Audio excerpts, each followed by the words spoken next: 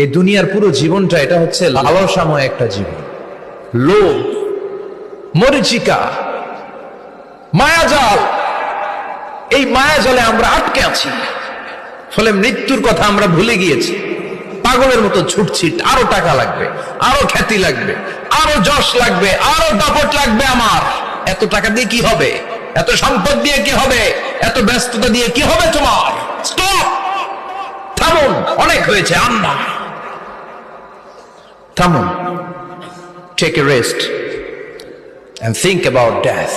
Think that you have to go back to your Lord.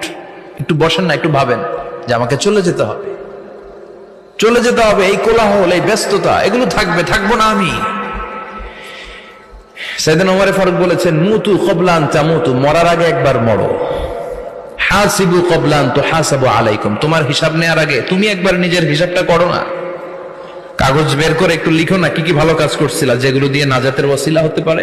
1 2 3, আর কি কি আকাম কুকাম করছো দেখো না।